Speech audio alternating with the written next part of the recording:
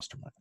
Hello, everybody! We are live with today's Mist of Ravenloft episode 10. We are nearly done with our module that we are currently on, but first, our heroes, adventurers, not sure what to call them yet, but first, they must figure out what's going on and how to get off this forsaken island. So we're going to go around, everybody, and we're going to say who we are and who we are playing, and how excited you are for today, because you don't need to answer that last part, because I know it's really excited. So we're going to start with Merrick Tinbetty. Oh, crap. I'm going first. Great. Everything's backwards this day. It's opposite day. It is. Hi, I'm Deception Check. I play Merrick Tenpenny, the not pirate. I'm just here for all the cheap hooch on the island and figuring out what the hell's that table of life. And trying not to get the song from Lion King stuck in my head every time I say Table of Life. It's the table of life. Oh my god, I can't wait. This will be fun. Excellent, excellent. Speaking of fun, we have Mr. Elam D. Wood Jr. Good evening. Good evening, all. Pleasure to be here. My name is Elam D. Wood Jr., and in my hometown of Grover's Corners, I once participated in a hand plow contest where everybody puts their hand on this plow and stays up as long as they can. I stayed up for 4 days straight and had a 12-hour conversation with my dead grandmother. Most incredible experience of my life. I'm very glad to be here with all tonight. I'm going to kill something, hopefully. All right. Excellent, excellent. I'm sure there'll be much adventure in your very immediate future. Ambara! Hello, I'm at Nugatosaurus and I'm playing Ambara Vanastra, the divine soul sorceress who seems to be the only one that gives a damn what's happening in this crazy ass town, and seems to be the only one who's trying to figure out what's going on and how to keep everyone alive. So yeah, thanks for that, guys. And yeah, I'm excited to not die. Possibly. We'll see. Not sure. Excellent, excellent. I'm sure everything will be just fine. Speaking of fine, we've got Mr. Magnus Deepshaft. Yes, I'm D20 Coup de Grace. I'll be playing the Dwarven Paladin, Magnus Deepshaft. He is the prince and the fearless leader of this party. Yes, 100%, without a doubt. Sure, keep on believing that. Alright, so we're going to do a brief recap of what happened last week before we head on into this week. Last week, shenanigans were afoot. Ron may or may not have been possessed by a demon, but he got asked out for a late-night rendezvous with the girl, Delphi, later that evening to sneak out from the house, as did everybody else, though they weren't necessarily invited. Literally every single party member snuck out of the house at some point in the night to meet up with people or to follow other people who had left previously. Magnus attempted to do a ritual to exorcise the demons. However, Elam and Merrick stopped him from doing that, as they saw young Ron had a big crush on the young lady Delphi. And there was a bunch of seal men, they had a fish fry, and Ambara talked to Felix, the former leopard person, member of good Dr. Fran's household, and learned that things may not all be as they seem, but he literally could not talk to it as he was under perhaps a geas, some type of spell or magic that prevented him to speaking about it. And so he said he would send some friends to explain more later. However, in the morning, Sheila, a young squirrel girl, was going to escort them to the Monastery of Lost Souls on the other side. On the other side of the island. And so that is where we pick up this morning. On the morning when Sheila is waiting just outside the gate for everybody who was up super late and probably didn't get a whole night's sleep, but did get a long rest. Probably a little sleepy is all, and a very... Ron is just so in like cloud nine, he's not even able to speak this morning. But he is going to follow you all as you guys get ready. Who wakes up and gets, ready first this morning? Ambara will. Okay. What's your morning routine kind of like this morning? How do you prepare for the adventure ahead? Well, I will do my meditations during my 4 hours. And then after that, I believe I'm just going to pack up all my stuff. I don't think I've really unpacked anything because I'd never really trusted this place in the first place. And given the recent information, I don't trust it anymore. And then I'm probably just going to sit out on the front porch and wait for everyone else to join us. Join me. All right. Who would be up next? I think that Elam is probably slightly embarrassed by how much he slept the night before. You know, the thing you get kind of that. Yeah. You kind of get that blowback guilt, you know. So he's up with the coffee, you know. Maybe not as early as Ambara, but he's just gonna keep a low profile. Put the coffee on. I think everybody would appreciate that. Mm-hmm. And admire the house for a little longer. It's a very nice house. Because it's very nice, but it's weird. A little bit. Don't trust it entirely. So. All right. Who would be next? I'm guessing for some reason it's not Magnus. I mean, it could be. I could be surprised, but. Well, actually, Magnus arrives on time. Yes. Although he is still asleep. Excellent. He is being drugged by some invisible force. Yes. Magnus is Ambar, you see the door open and Magnus is on the ground and like gets like and is still sleeping and snoring with a pillow under his head and a blanket over him, and he's out on the front porch with you waiting. All right. I'm just going to let that go. I'm just not going to acknowledge that. Okay. Just be in the doorway sipping coffee, watching her watch this thing. Yeah. Shaking my head. Good morning, Elam. Good morning. Should we be concerned that an evil spirit is dragging our friend through the air? I feel like we should be concerned, but given the circumstances, I'm concerned about other things right now, so... Me too. Concern priorities. Yeah. Oh, is there coffee? There is, and it is not bad. I am going to go grab some then, if that's all right. Oh, allow me. Oh. I will Right. and borrow a cup of coffee. How do you take it? Just cream, please. No sugar. I respect that. About this time, Merrick will walk down. I'm gonna say you smell the smell of coffee. Smells the smell of coffee. He's like, I'd be worrying about where that cream comes from, be it a two-legged beast or four. And he grabs a coffee. Take it black then. Good With that idea. recent information. I thought I saw a goat. There's some sheep inside, and some llamas, and pigs. Maybe it's llama I'm not creamer. saying I know anything. I'm just saying. I'm fine with black coffee. That's all right. He takes out his bottle of hooch, pours a little in his coffee. Yeah. He's having his coffee pirate style. Now, Not a pirate. Mm-hmm.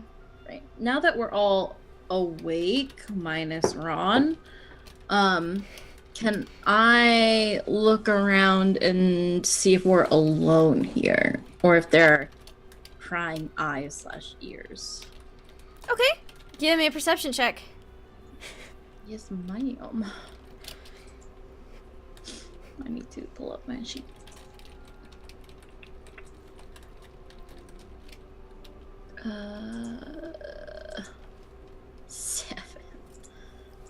Seven. All right. With 7, no, you don't notice anybody. Okay. Any prying ears? Okay, so I'm just gonna kind of glance around and just... So...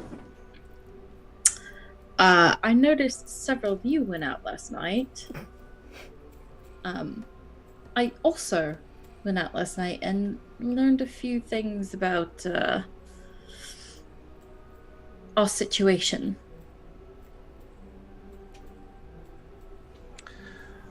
All I did was watch Ronnie skinny dip with some young thing, and she didn't touch his. They didn't, get to anything though. So, good times. I'd be interested in the fact that there were 3 sealmen in the water with them too. That Oh seems right, a bit. Sealman. I'm wondering. I mean, I props to the young man for trying to go all above board first time, but I mean, sometimes you bite off too much to chew there. Absolutely. So the sealmen showed up. We cooked some fish. We had sat under the stars. We had a lovely evening that was mostly devoid of intrigue, I would say. Mostly. The fish was good. So, you all dicked around last night, essentially. No, we followed. Well, Ronnie was Ron. trying to, but Well, that too. Now, would this information you're willing to talk to us about also come from your visitation to the study last evening? Did you pilfer some things from our kind host? I did glean some information from there, but the majority of my information is coming from a different source.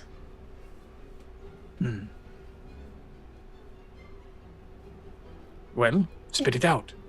It's not something that I'm entirely comfortable speaking about while we're in the compound. Perhaps when we're on the road. That's mighty cryptic. well, it's going to be that kind of day. We are going to go see a weird cult in their hive. That's You're the not plan, wrong. right? We all feel good about the table and the cultists and all that. I think good is stretching it. Able. Are we sure he's not possessed? Oh, I have a question. Yes. I have an While they're answer. talking, the sheep, are they sheared right now? No. Okay, that's good. All right. Okay. I was just about to ask that. Is that good or bad? All right. So, Smeary is going to go tie them together Okay. to make like a little bed, Yes, kind of. yes. Mm-hmm. And then, yeah. I'm gonna. So you guys see 4 sheep tied together walk out from the back of the menagerie. And Magnus get lifted up and placed onto the back of these sheep.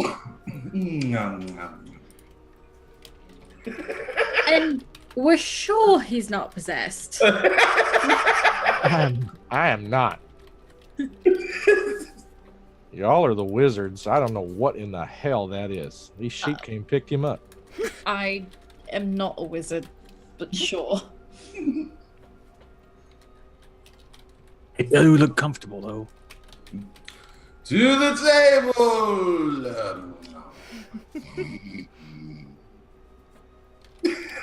All right. At this moment, Merrick, with your passive perception of 16, you would hear some skittering on the one of the walls outside. God damn it. And you see at the top Sheila's face pop up. Hi, good morning, Sheila. Hi. It is morning. Yes, it is a morning. And how are you? Alive. That'd be a good answer. Are you ready to go? Yep. And Then why don't we go? And she already just skitters down. The gate opens, and she's sitting there waiting. Let's go. I believe we've been summoned. Monastery. Yeah. Creepy monks.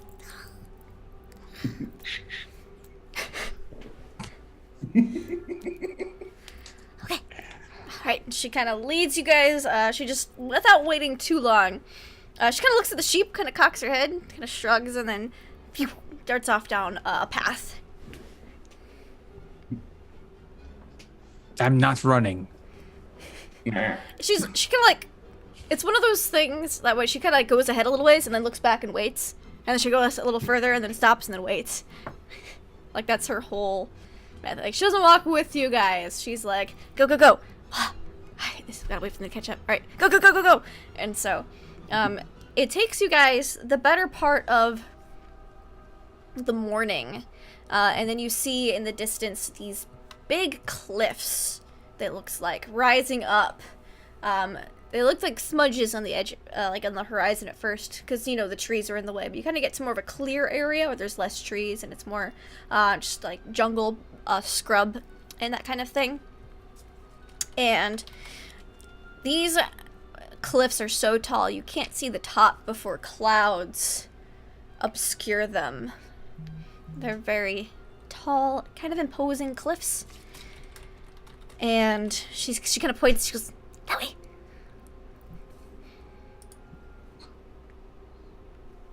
She heading that direction. Yeah. she basically needed to make sure you guys are on the same page.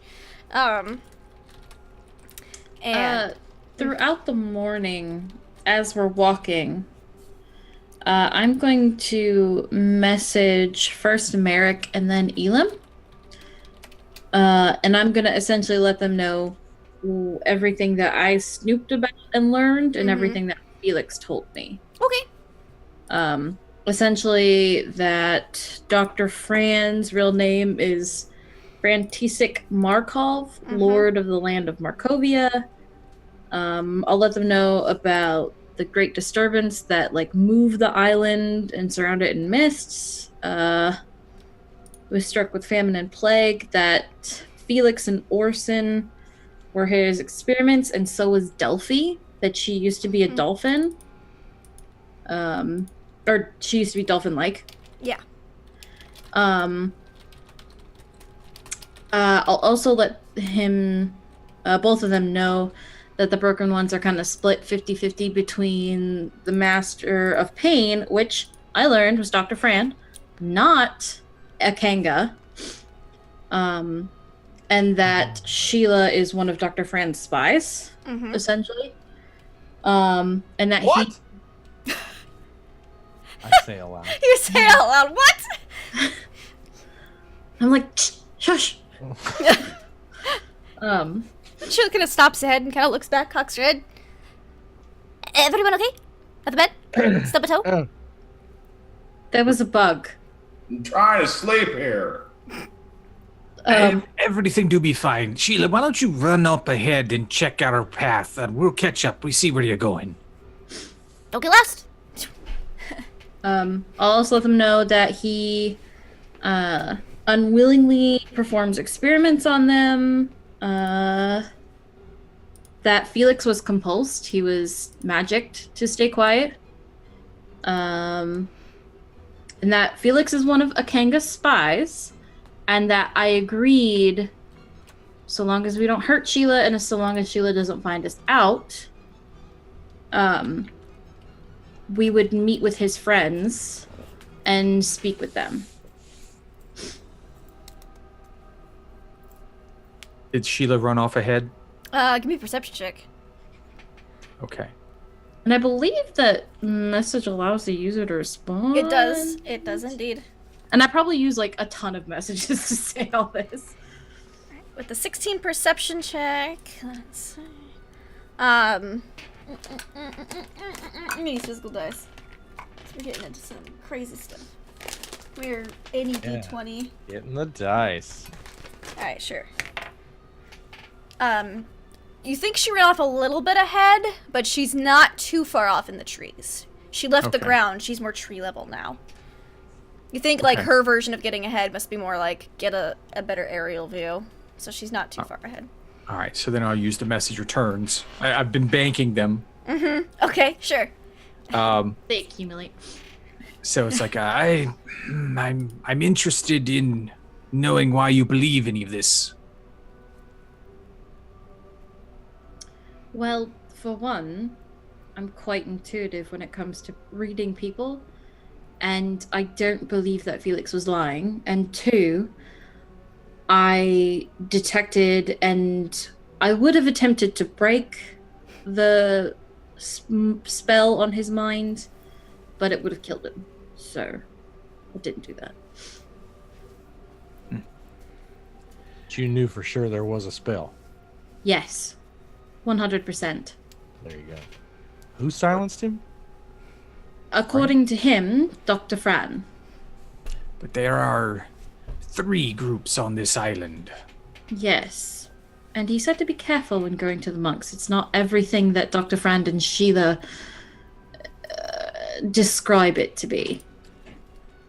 I just be worrying that we rush to condemn someone on the word of another when there's a group we don't know anything about. You're right, but we essentially did the same thing with the broken ones, based on Dr. Fran's word. So I think until we meet all three of these groups... I don't group me in with them. I don't think there's a thing wrong with the broken ones. I never said anything was wrong with them. Then why'd you say we did the same thing with them? I'm saying that we made an assumption about them. I did say I would murder whoever the Master of Pain was and expressed an interest in doing such. I'm so Which guilty charge. is apparently Dr. Fran. So there's that. Now, he did have some red flags yesterday. The guy's been studying this for however long, and he doesn't know whether or not it's a curse or a disease. Of course, now it turns out he's experimenting on it, which means he's getting off on it, which means that I shouldn't have touched anything in there. And he never I got told a us wash that up. Delphi was one of the broken ones. He kept that information from us. I mean, we're all keeping information from each other now. Does that Now, make it yes. bad? I don't trust anyone on this island. You've mentioned that before.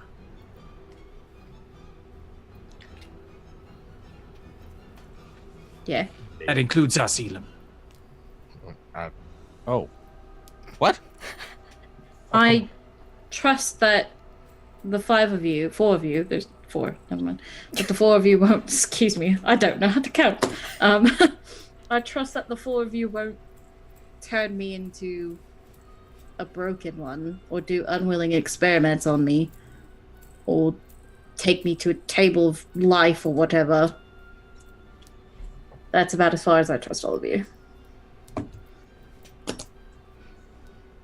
Yeah, I'll try not to be too insulted. I'm not going to turn you into a squirrel with a magic table anytime soon. I've just got a lot of other, would much rather just, I don't know, leave this island on the ASAP.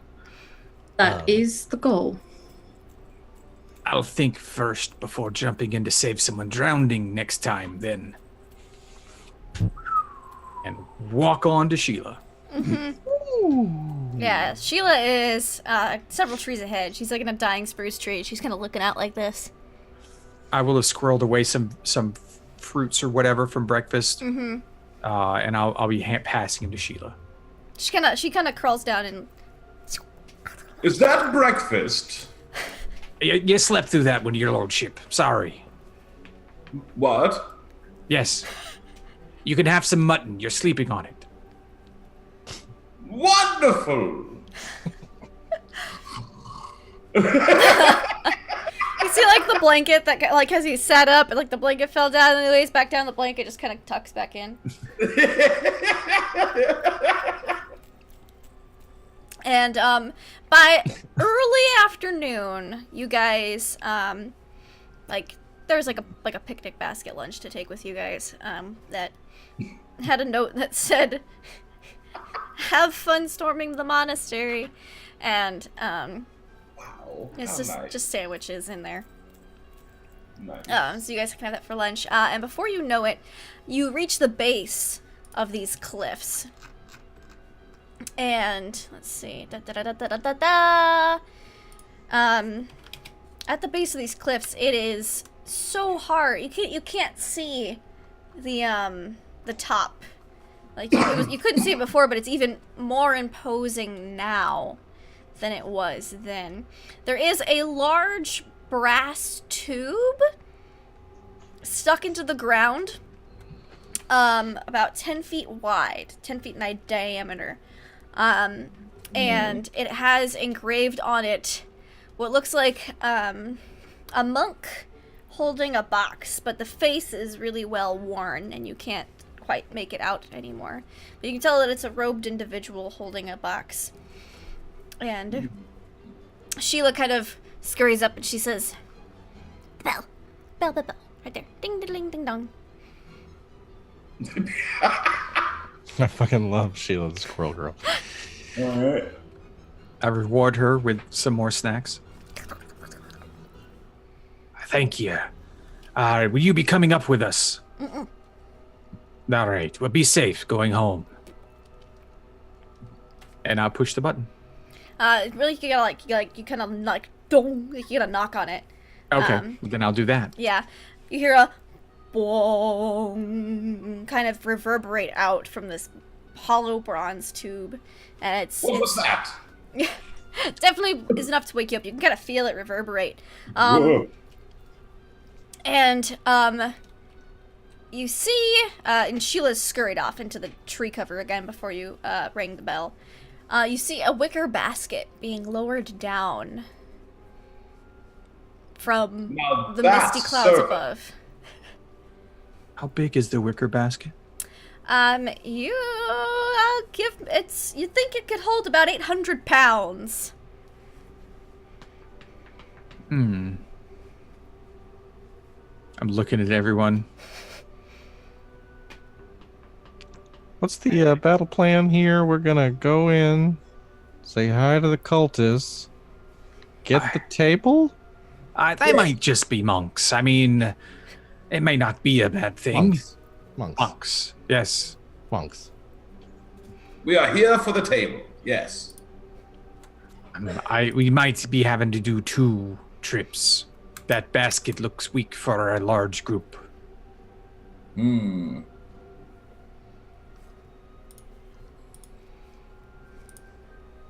If you say so, I think it can hold all of us. Well, your lordship, why don't you go up and introduce us to them, and I'll go with you. Of course. You 3 want to follow along after? Sounds good to me. I'll go on up. You can take care of yourselves, you. I will be fine. His lordship is quite imposing. They'll be very impressed with you. He adjusts his His veil. veil. Yes. Yeah, All right. Merrick pretends to wipe some dirt off his shoulders and kind of cleans his cloak up a little bit. There you go, sir. You're much more presentable now. Am I? Yes. Oh, well. You had wool on your tunic and armor. I kind of just stare daggers at the sheep. Yeah, they're currently getting tied to a small tree. All right. Cool. All right. So you guys, you two get into the basket. Elim, Embara, and Ron will go in the next. You guys get hoisted halfway up, and there's a pause.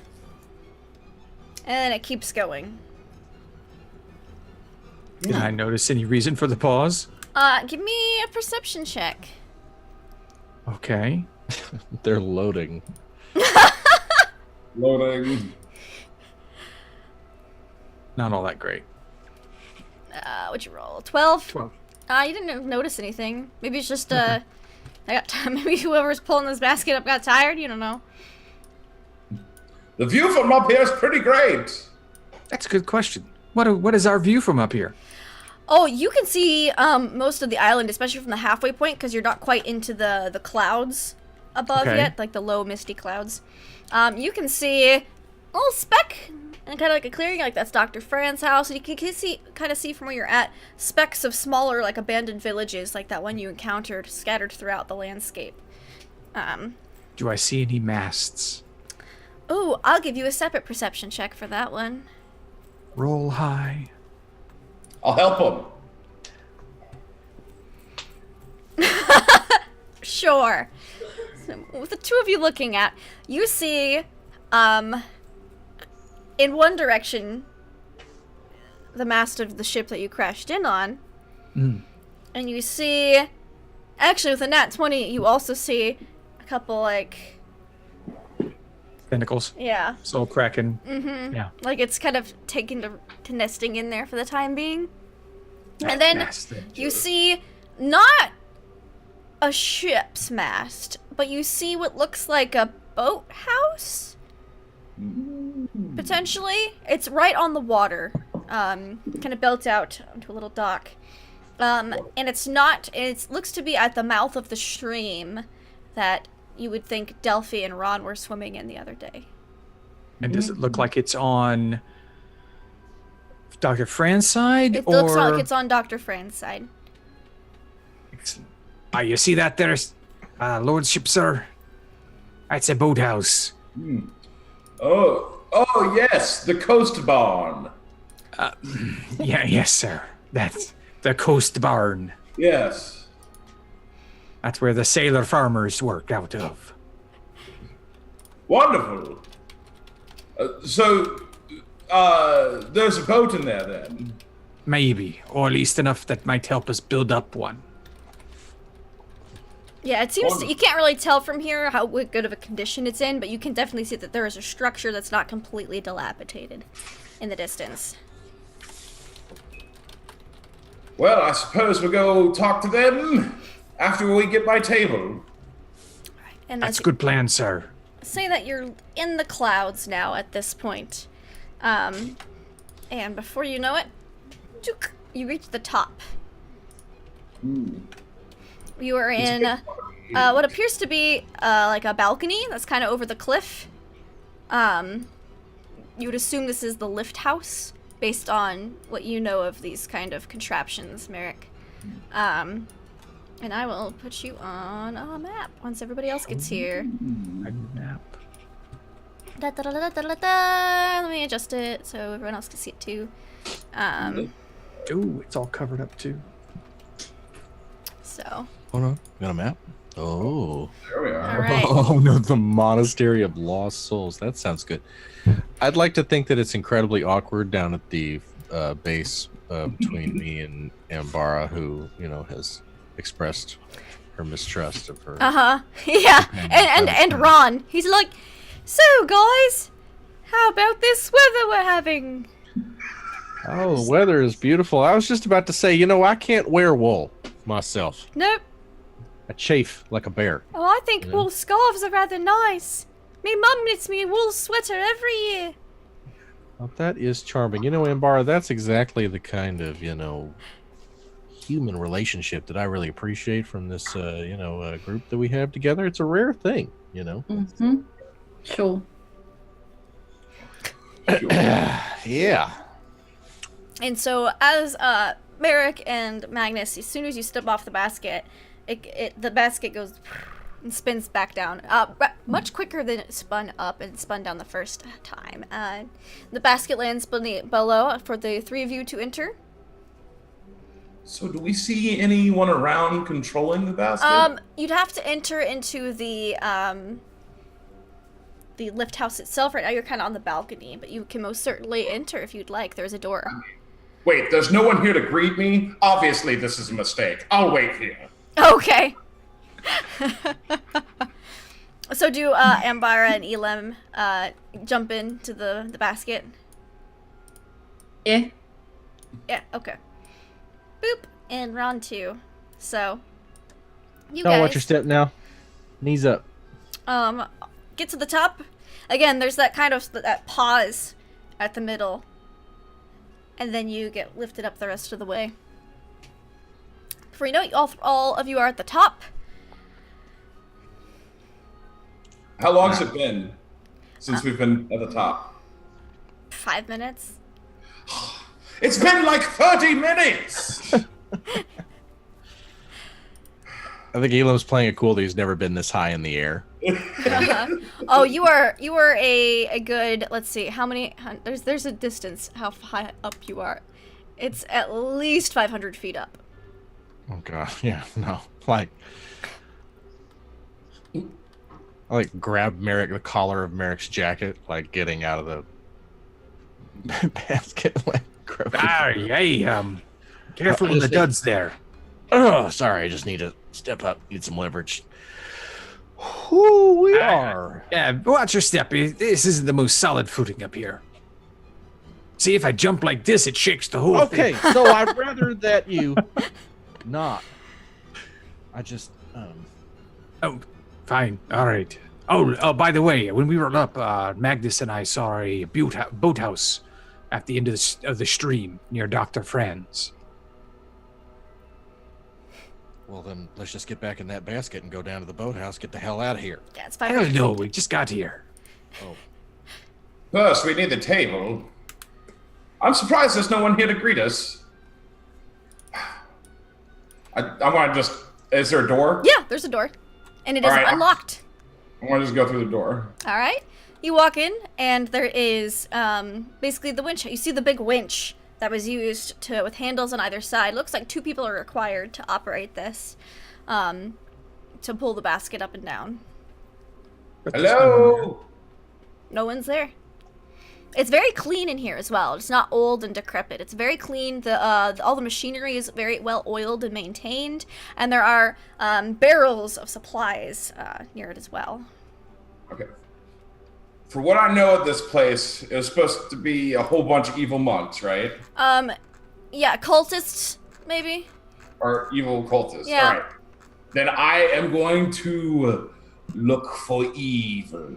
Okay, sure. Give me that. Are you doing your divine senses? Yes. Okay. I was about to say, did we establish evil? So you would know that where you're standing right now is hallowed.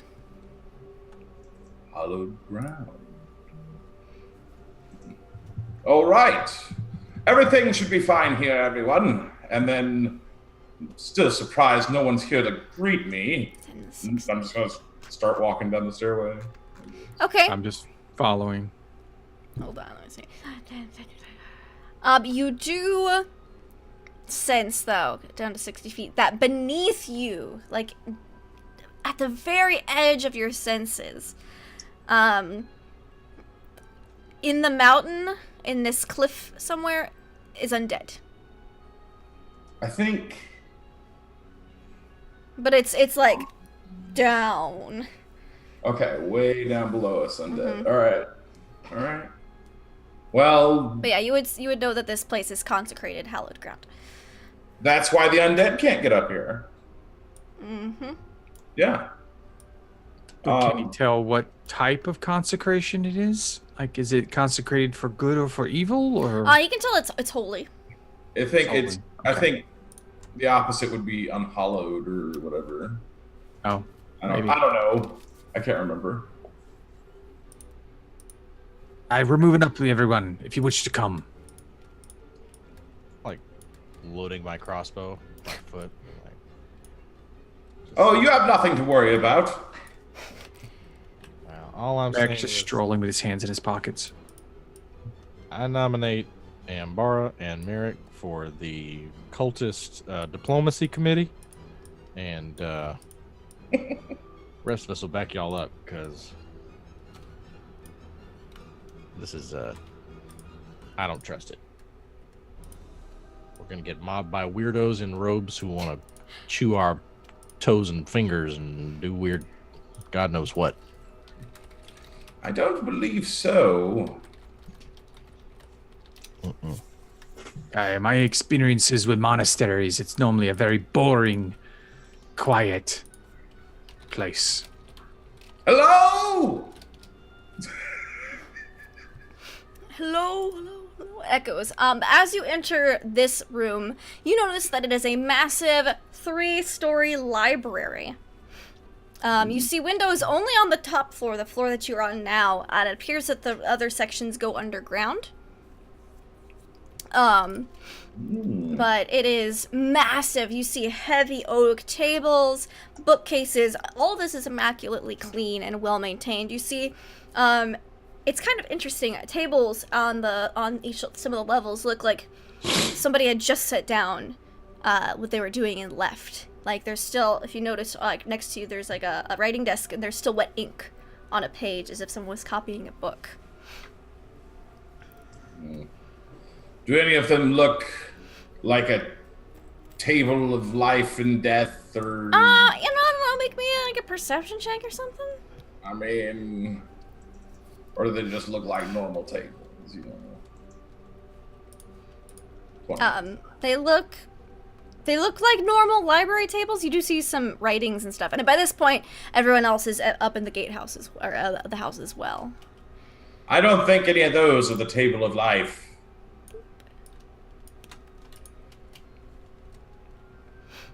If you say so, sir. I think we're gonna lose Ronnie in here for a little while. I doubt he'll make it out of this room. Oh, he'll be all right. Is the area here still consecrated? Yep. He'll be fine here as long as he doesn't go too far down. Stay on the first level, Ron. Oh, wow, look at all these books. Yes. This one's labeled History of Markovia. Only on the first level, Ron. Sure, Magnus.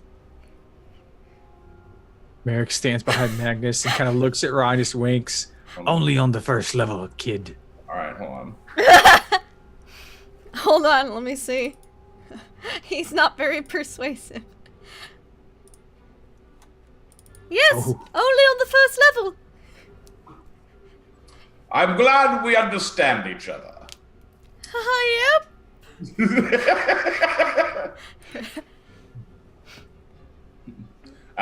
I doubt you could help lift the table anyways. Let's go. I'm not very strong. All right. All right. What exits are there from Yeah. this? From here, there appears to be a door headed out, and then a door that leads to another staircase. Both are on the level below you. Okay. So I guess we'll go over to the staircase and head Okay. down. Is it still empty? It is Yeah. still empty But there are signs of people Mm-hmm. who have been here. recently. Okay, so the staircase is going up? Yeah. Okay. It's like you got the staircase access is on the level below, and you gotta go up. This is an Escher painting of staircases. Okay. Now, Okay, dokie. What about smells? Is there any Okay. like? Give me a perception check with advantage because it's based on smell. Okay. Okay. So you smell fresh ink, books. There's no dusty smell aside from the smell of a few old books. You smell. It's kind of strange. Normally, like, you get, if someone was recently nearby, you can get a whiff of that. The only thing you get a whiff of is the scent of some incense and some very slight decay. there is this one. Does it seem like the incense is being used to cover the decay smell? Potentially. It's hard to say. Yeah. Your lordship, I'm It's almost smelling- an incensey medicinal smell, if that helps. I'm smelling a bit of decay on the air. It's hard to pick up underneath the smell of the incense, but there's dead things around here. Hmm. Well, as long as they stay that way, I don't mind. Yeah, if they're dead. Okay, great. All right, thank you for that. Yeah. Elam, this is probably the biggest library you've ever seen. 3 stories. Each story is 20 feet high as well. Floor to ceiling bookcases. Wait, are you saying freshly dead? Yeah, Yes. and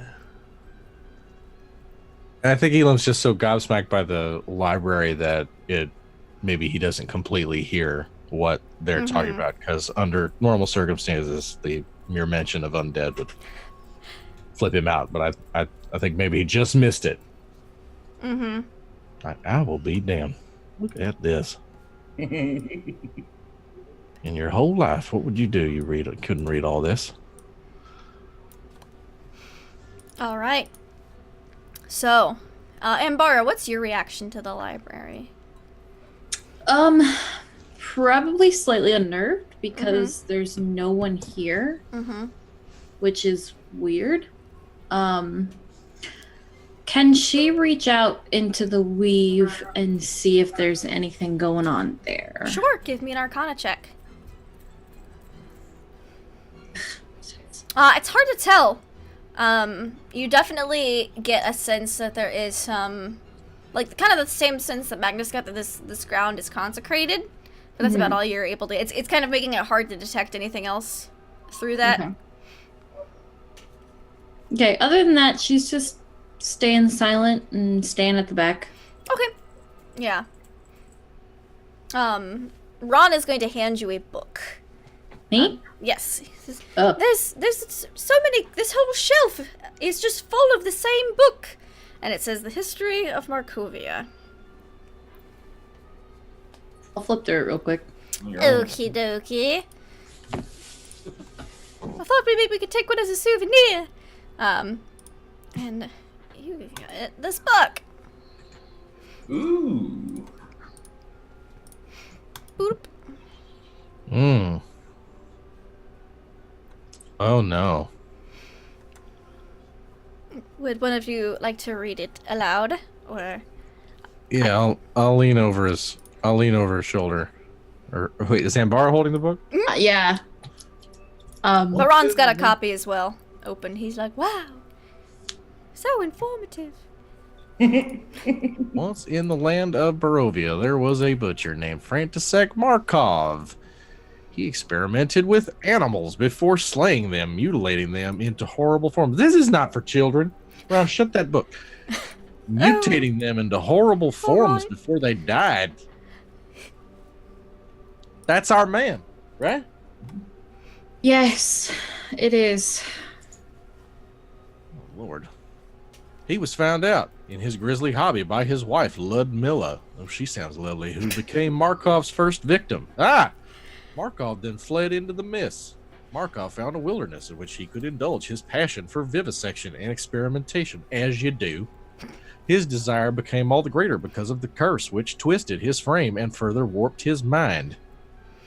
I just thought he seemed dim. I didn't think he seemed like a crazy monster weirdo. Though he has the face of a man, he has the body of a beast, often that of a gorilla. Oh, we are going to grease this guy. He now seeks a humanity lost even before his curse overtook him. All who fall into his grasp, human or otherwise, are mere fodder for his mad experiments. At one point, Markov dispatched a group of his animal men, which he named the Broken Ones, to Nova Vasa, to raid a tomb of the ancient dead. They brought back with them a great slab of polished marble. Oh, this is the table, guys. Veined with gold, which was called the Table of Life. There you go. The table was said to preserve the life of any who lay upon it, and was used by those ancient dead to prepare bodies for eternal life. That's pretty cool. Table of Eternal Life? It's not bad. Animal men knew that Markov, whom they call the Master of Pain, could use the Table of Life, so they brought it back to Markovia. They were ambushed by rogues on the border, who in turn were robbed by Vistani, who were in turn slain by adventurers. One of these adventurers was a member of the Order of the Guardians and left his own monastery to found a new retreat on the haunches of Mount Baratak. Are we standing in that? I would say so, yes. Okay. Since that time, the Order has protected Markovia and the greater world from the dangers of the table reaching František Markov. Oh! Well, okay, we like these guys. The table has given its benefits for the monks and have been very long-lived in its ghostly radiance and have not suffered the pains of age and decay. They are prepared to serve their cause and protect the table until the end of all time. I admire their loyalty. The Order is protected by its reclusive nature and secrecy. Before the Grand Conjunction and the translation of Markovia into the Sea of Sorrows, they were supplied by agents of the Order and wandering Vistani. Now they are self-sufficient, and that is as it should be. Sure, for should Markov discover the relic that lay in the temple, then he would spare no effort to recover it, and all the world should tremble on that day.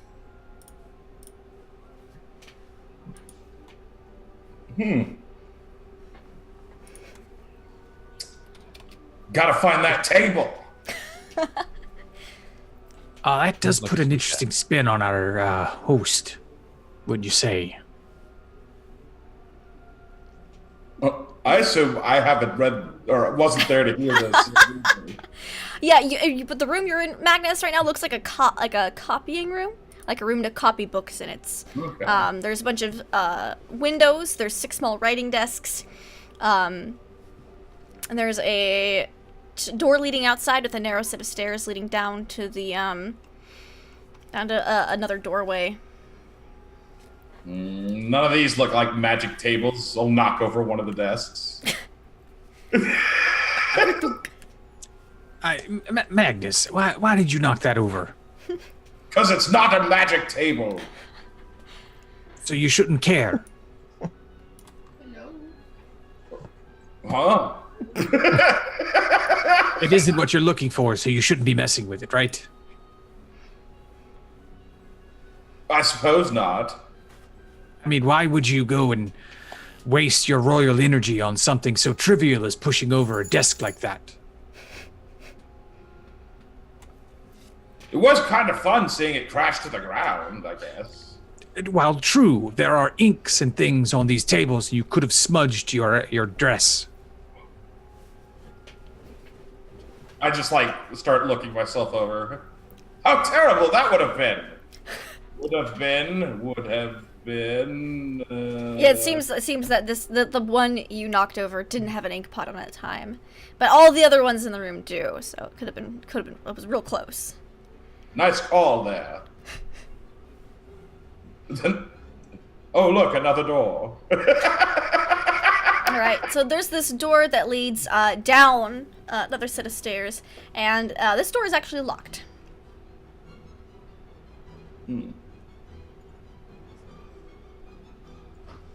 Anyone there? It appears this door's locked.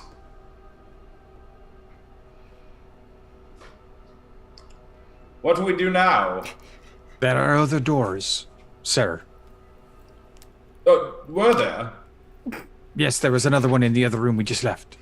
Oh, okay. Let's go to that one then. That's where our friends are as well. Well, our friends and Ambara. So much shade. She's paid as much as you are. Excellent point, sir.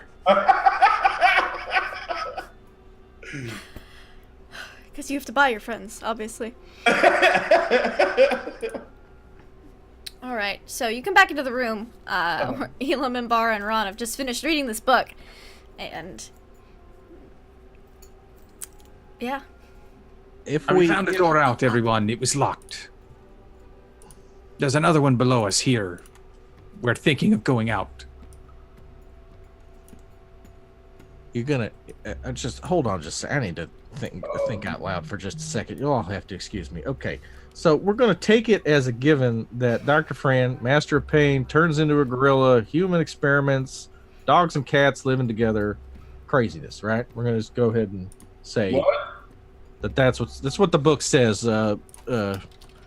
Magnus, it says that Dr. Fran is basically an inhuman monster. So Merrick's climb face out goes flat as he's saying inhuman monster and all these things like that. just this horrible, crazy beast that does terrible things to people. We could go back, tie him to a chair, put chutes under his fingernails. I don't know if y'all have really ever really tortured somebody. It's amusing. It kind of does sound amusing. Oh yeah, he'll hate it. Torture's not an option.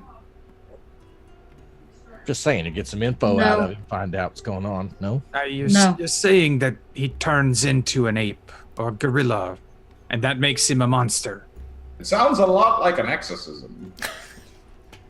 I want to be clear. The book said that it's not just that he turns into a gorilla that makes him a monster. He sacrificed his wife to.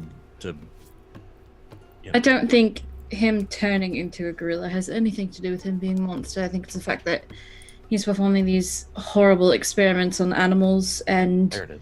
now other creatures, his wife apparently. I think that classifies him as a monster. That's a better recap than what I did. Turning into a gorilla is just another fact. Illambar, If we are taking this as fact, which it does seem to corroborate what you were saying. I am inclined to believe it, yes. Well, then why would all of them tell us to stay off of that side of the island? Because they don't want to be experimented on. They don't want to be a part of his cult. Right. They want to live So, in peace, If as I they remember should be allowed correctly, to. last week, in your conversation with the guy that told you all these things, he said that the guys that we met were actually Dr. Fran's people who were telling us not to go over there. So Don't we've go never talk met. to Angara. Yeah. Yeah, we've never Okanga, met sorry. anyone that's been from Okanga's side. Except for Yeah. Felix, who's a spy of Akanga. Right. So we have no opinion really at all of what Okanga really is, other than we thought he was the Master of Pain. I don't think taking this table from this monastery is a good idea, especially not with this new information. It can't find its way to the hands of Dr. Fran. Simple as that. Of course it won't. It'll be in my hands. You are not going to carry an entire stone life table down the wicker basket 500 feet through the air. Of course I'm not. You are. I will be no part of that. And as this discussion's going on, you guys hear the door to the library open, the one that leads outside, and a robed figure comes in. The hood is down, and you see a kindly, like a little bit of a jollier older man, with gray hair, cropped real short, bald spot. He comes in. He's wearing dark blue monk's robes, and he says, "Welcome, esteemed visitors, to a monastery of the lost. I am Father Millhouse, and I would be most pleased to meet your acquaintance."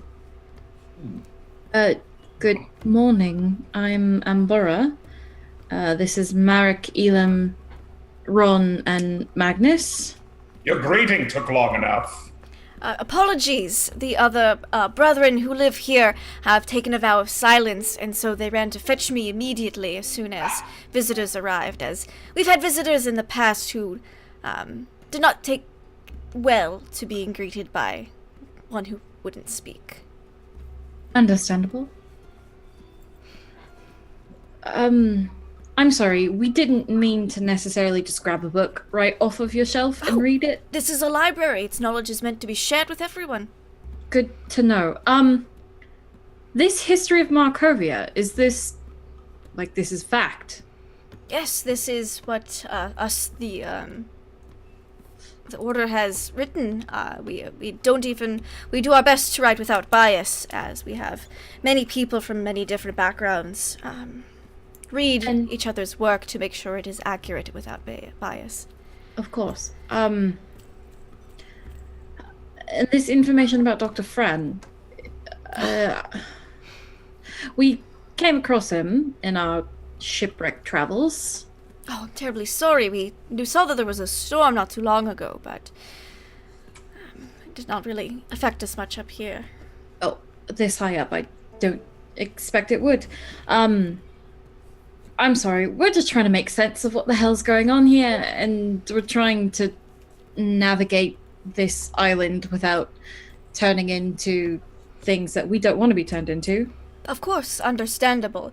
I recommend not interacting with Dr. Fran, as you call him.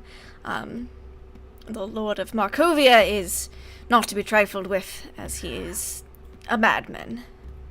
Yes, that seems to be the case, at least in this book. I'm inciting him the whole time, by the way. Yeah, go for it. Roll me an insight check. I already rolled it. Okay, cool. I've all this stuff open. He's honest. He's being honest with you. Okay. What do you know of Okanga? Okanga. Well, he has been able to rally and persuade some of the broken ones, as the Master of Pain has named his creations he does not deem worthy, into a rebellion of sorts. From what we've seen, we only observe. We do not interfere, as our main priority is to protect this relic that we keep within. But he apparently is a warlord of some type. We've not had much interaction with him, as we rarely leave our monastery. Understandable, especially with your charge.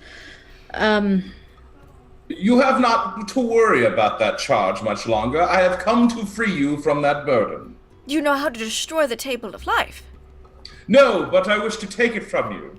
I'm afraid we cannot allow that to happen. You see, the table, it's very dangerous. Well, yes, it does.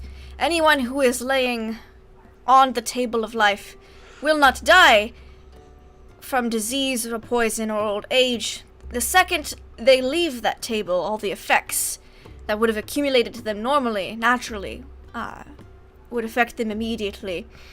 There was, in fact, there was an artist. We've accumulated as much information as we can about this. There was a great artist who demanded all of his meals be brought to him. He never left the table for years and years and years. About 200 years he laid there. And then an earthquake happened and rocked him from his perch while he slept and turned into a pile of bones before he even hit the ground. Other uses... That sounds terrible! It was quite tragic. Other uses have been more nefarious, so to speak, as one could be bitten by a snake on the table, and while they would not die from the wound, they would still feel the venom coursing through their veins and all the pain that would bring. One could have their head removed, all their organs removed from their body, and yet they would not die unless removed from the table. They would feel everything. Let's not give that to Dr. Fran. Of course we're not going to give it to Dr. Friend. I'm just trying to figure out a way I'm going to use it.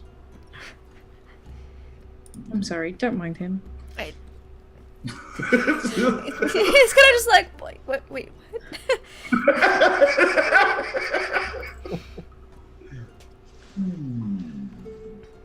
I just sit there stroking my beard. I'd like to bring up a question. I see you Certainly. have your monastery here and all, but Yes. you supply all your own foods. Do you have any? Do you get anything from off the island? Do you have any shipments that come in regularly? Ships, things Well- of that nature. It's the strangest thing. We have some supplies here from a small garden that we grow, and occasionally a couple of the brethren, the older ones, they enjoy leaving on occasion to go fishing, and we preserve and salt the fish for use for later, but many of us have, due to our proximity, we believe, to the relic, have not felt the need to eat nor drink in quite some time.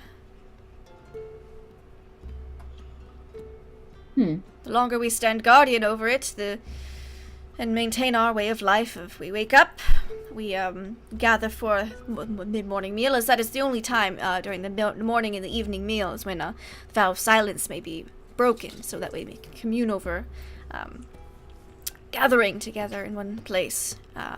And then we, of course, meditation, our daily chores, another meal, and then vespers near the table to meditate on how we might be able to keep it hidden, potentially destroy it, maybe look into rituals, copy books and stuff so that knowledge may be freely given and transmitted. So that's a no on the boat, then. A boat? No, we do not. We do not have a boat here. We have a library. We have the Hall of Necessity. We have a kitchen that's not really been in use in some time. We have extensive catacombs for all the previous generations of Order of Guardians who have lived here. But no boats. And the temple as well, where we keep the table hidden away. Have you had a lot of death here recently? Death, no, though many of us, well, myself not included, but many of the brethren, since the relocation of Markovia to its tropical bearings, have been suffering cases of skin rot. You would know skin rot is a disease that can happen in tropical areas.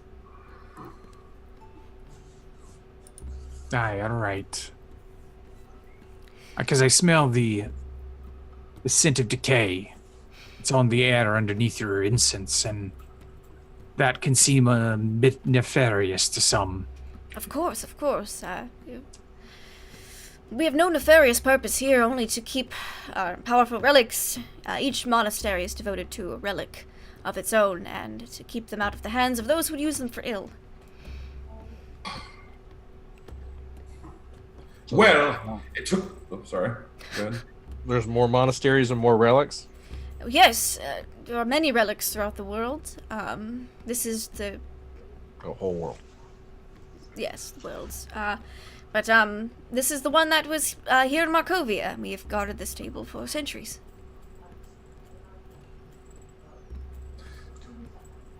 It took us all day to get to this monastery, and I refuse to leave empty-handed. Well, we could provide you with a dinner, good sir, as it is almost time for the evening meal. And of course, any books here you're more than happy to research and observe. We have many copies of every book, as it is, I believe, knowledge should be freely given.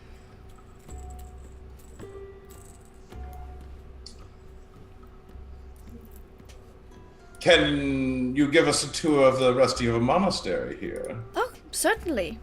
And he'll kind of walk towards the door, open it.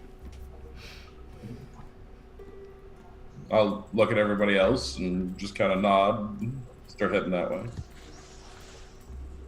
Merrick will kind of grab Elam and Imbara, kind of tap him on the shoulder, and like, "I will catch up with you, sir. Just we have to look at something real quick. Enjoy your tour." All right then. Any of the monks you see outside would be able to direct you to me if you have any questions. Thank you. You walk outside, and you see a few monks kind of walking between buildings now that you're outside. They all wear dark blue robes, but only that the Father Millhouse has his hood down. All the rest have their hoods up and have their hands in their sleeves and walking along. He says, well, first you've seen the library and the contemplation hall where we copy books, the lift house as well, and he'll lead you into, he says, this is the hall of necessity. It is where we partake of our meals, occasionally a cup of wine, connects to the kitchen. It's where our vows of silence may be broken. I am not under such a vow as I am the Father, and someone needs to be able to speak to visitors whom we have come visit. Yes. He says over there we have, he gestures, we have living quarters for the brothers who live here, and of course the temple. And he'll like walk you into the hall of necessity. There's a bunch of tables. You smell some wine, big casks of it. May I? Oh, of course. Yes, I'm not waiting for him to say anything. I just say may I, and I'm already pouring the... yeah. And then... This wine is at least like 60 years old. It's a pretty good vintage. Quite tasty. I'll continue with the cup on the tour. Okay, yeah, it's just a wooden wine cup, and he will escort you. Says, and this is the temple where the table is kept. We have our evening vespers here, and so while he's kind of walking you over to there, what are the other three of you talk about? So. That's a bit of information that I wasn't expecting when we got up here.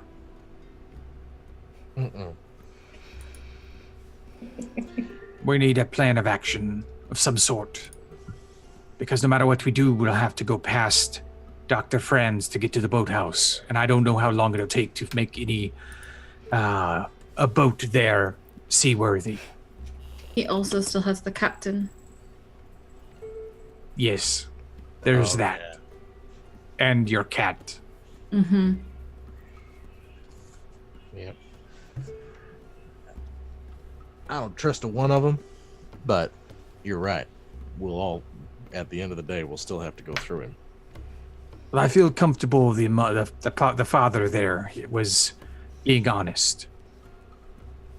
I'm pretty good with faces like that, and it seemed he was straight with us. They've been watching the table for centuries. They got a good thing going. You know, keep it away from the crazy doctor. Ambara, what do you think? You're awfully quiet. Oh, I'm sorry. Bit busy. You know. I'm sorry, that's Becky. She's taking notes. Sorry. I was wondering if nope, yeah. No, sorry. Bara's got old parchment out. She's writing all these things down. Right. No, well, I mean, this basically confirms everything Felix told me, which means my gut instinct was correct. I don't know where to go from here. I don't know what to do. I just want to get off this island and to Waterdeep. Here's the thing. The guy trusts us, right? We got Dr. Fan. Dr. Does he, though?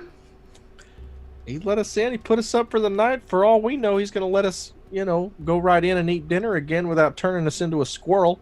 For all we know, he did that so he could turn us into squirrels. But he also knows what these monks are about, more than likely. They've been here as long as he has. So I don't know if he was expecting us to go in guns blazing, steal the table, and be back, or if...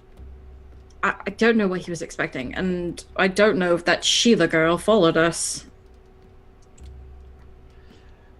It sounds to me like no one on this island is going to look at us sideways. And if we shut this guy down, he's turning everybody into creatures. We go back, hey, big day, got to look at the table. We're going to go pick it up tomorrow. And then we, tie him to a chair, light the end of sticks on fire, shove him into his testicles, give him to get us the key to the boathouse. What part of no torture do you not understand? It's an advanced interrogation technique, and I think that it's something that law enforcement where I'm from used to some positive effect. Then you live in a horrible society that uses torture. No. Not going to argue that point. Okay. Just my own issues with law enforcement. I'm just saying. You got a guy making people out of dolphins. Whatever. He also leads the half the island.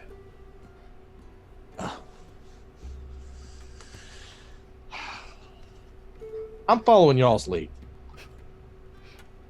I don't understand why I'm in the lead. I have no idea what I'm doing. Well, that makes 5 of us. So, that's why we're talking right now. Well, what do you think, Marek? What do you think we should do?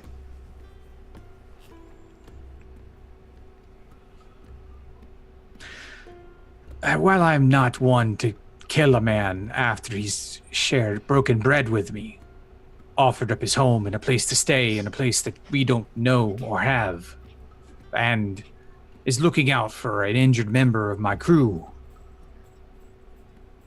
I also don't like leaving a man who does these things alive. But I don't know if we'll survive any attempt to rectify that situation. Is it even our place to get involved with all this nonsense? Nah, well, it's always your place if you see something wrong and you go to fix it. Not wrong.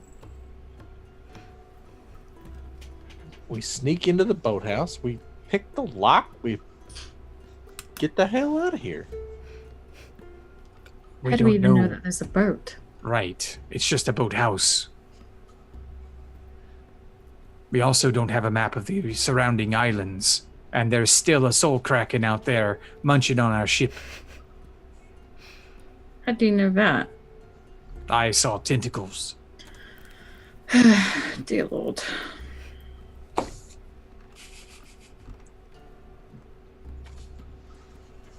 Good snapshot of 3 very frustrated, confused people. Oh, and then Ron's downstairs. You see, there's actually a couple monks have come back in now that the father is introduced to everybody, and they start writing down things. He's like, "Oh, I like reading books and writing down things too. Oh, look, a spell scroll!" And he's chatting with some of them. Even though they can't talk. They can't talk, but they make like gestures, and he's like, "Oh, really? I could use some of this ink to copy down this spell scroll? Okay." And he's he starts sitting down and writing. He's like, "C U R E," and it's of course he says it all out loud as he does it, and it's not very fast, but he seems to be working along with the monks. Down at definitely not on the first floor, but the 3rd floor of the library. But Magnus, you approach this temple, and there are two massive doors that have the same kind of blue-robed monk with the cowl coming up to here motif, holding a box. You're guessing that's the symbol of the Order of the Guardians. As he opens the doors, you see stained glass bearing the same motif, and in the center of the dais, you see the Table of Life. It is a single large slab of greenish-black marble shot through with thin veins of gold. It is 8 feet long, 3 feet wide, and 6 inches thick. The surface is so smoothly polished, it appears to be part of the surface of a still pond, almost as if you could just plunge right in. The whole temple is coated with like a soft, kind of milky, misty glow that's centered over the table. It's like a radiant mist kind of thing. So, who built this table, Father? Unfortunately, the origins of the Table of Life are unknown. However, we believe it may have come from some land that is no longer part of the core of Ravenloft. However, there is another tale I've recalled about it. There was a pasha, a prince of sorts, who used the table to display particularly grisly amusements for his courts until the commoners, who were invariably annoyed by their involuntary participation in these displays, rebelled and spent over a year killing him as they put him on the table and took that time to do so.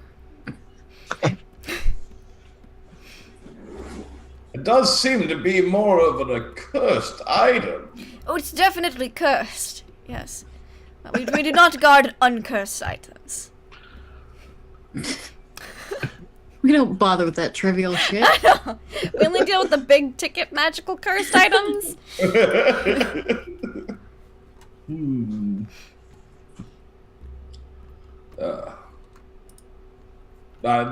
May I'll go up. Of Go up course. to the table. Just gonna go have a look at it. All right. How are you looking at this? Are you looking at it from a like a holy, like a paladin's perspective, or are you looking at it like just taking a look, like inspection? Oop. All right, how are you looking at it? I'm good. I'll touch it and stuff. Okay. So you touch it, and you feel that there is definitely strong magic emanating from this table. And it's definitely not, like, wholly consecrated magic. Like, you kind of, because you got the feeling of the consecrated ground, you feel that this area has been consecrated. However, it's almost being overwhelmed by the sheer magical presence of this table. And you'd also probably figure that because you didn't feel this from outside, that the building itself must be warded against, like, detection. Ooh. I'm just gonna back away from it. Okay. Yeah, it's a very strong and powerful item.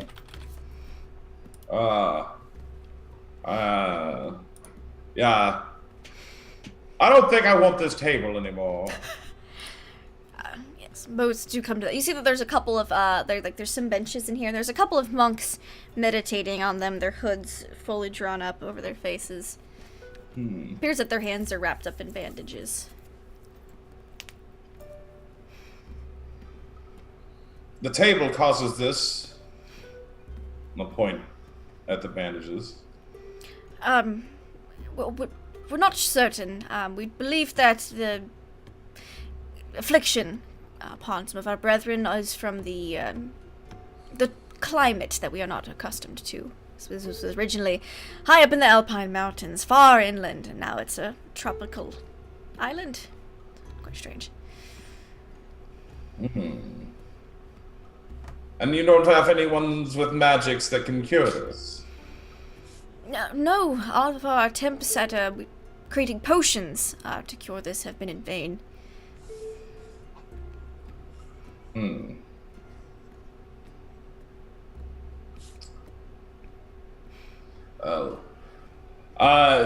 I guess I'll attempt to lay on hands on him. Why Okay. not? Sure. You kind of like attempt to lay on hands on one of them. Yeah. As you get close, give me. Oh yeah, 'cause you're a dwarf. So you're not as tall. Give me a perception investigation check. Perception investigation check. One of the two. I'd also allow a religion check. Okay. They're all the same. Oh, okay. Investigation. All right. You're looking at these, the kind of the bandaged hands, and you notice that the skin underneath, while it does have like you see kind of like a pustule, which you would assume would be skin rot, that the hand is also a bit withered as well, and the face is very gaunt and a Like bit grayish, dead. potentially.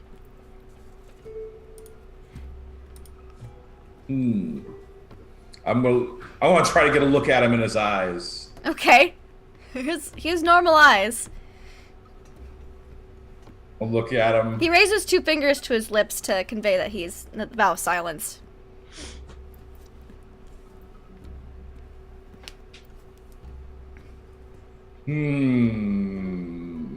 Just stare him down. Okay. Divine sense. All right. Divine sense. All right. So, you divine sense. This table's freaking evil. It's very strong, and there's a lot of undead in the area. Like a lot. Like, how far is 60 feet from in here? Oh.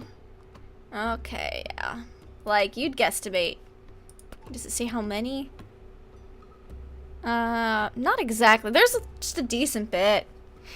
You'd guesstimate, if you had to guess just a vague number, you'd guess somewhere between 2 to 3 dozen undead. All right. Mostly You know what? below you, but also in your vicinity. Because you don't think get the I know. exact location, but you get the little pings on your radar. I think I know how to destroy that table. You smack it really hard. Okay. No. I want to look back at the father and say, this is a place of great evil.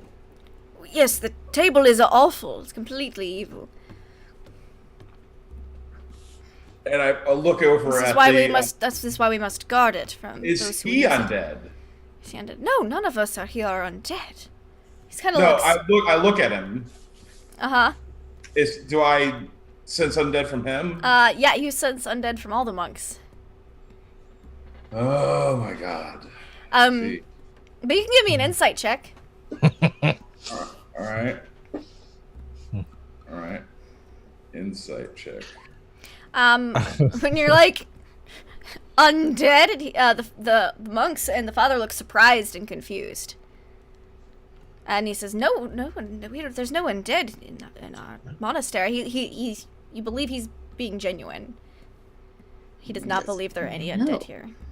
I believe that the table has sapped the life from you unwittingly. None of us have even laid hands on the table. I look over at it. Let's see. In my history of dealing with evil artifacts. Oh, okay. In that history, starting now. Yeah. I have. What ways of destroying evil artifacts do I know? I'll give you a history check. Yay! Or religion. I'd allow either. History. So, History is better than religion. you took evil artifact class in your prince school. As all paladins do. Yeah, in at least- Prince Paladin school. At least the prince paladins take. It's true. It's like that extra credit expensive class that many opt to not take. But you took evil artifact history class. You know that some artifacts Especially the more powerful the artifact, the harder it is to destroy. Some artifacts are allegedly indestructible. And some artifacts that affect people directly, some affect indirectly. Sometimes the proximity of an artifact can affect people without even realizing it. Sometimes whole city, if someone takes an evil artifact into a city, the whole city can be under the effect, even though only one person is benefiting from it directly. The whole city can have a side effect occasionally, depending on the power of this artifact or relic. In what ways have you attempted to destroy this artifact, Father? Well, we've mostly been researching what we can. We have tried holy smites. We have tried adamantine weapons. We've tried mithril weaponry. We have tried. We have tried holy water. We've tried dousing it. We've tried. He goes on to like a long list. We've tried direct sunlight. We've tried consecrating the ground under it. We've tried for multiple monks at the same time. We've tried nearly everything, honestly, that we can think of.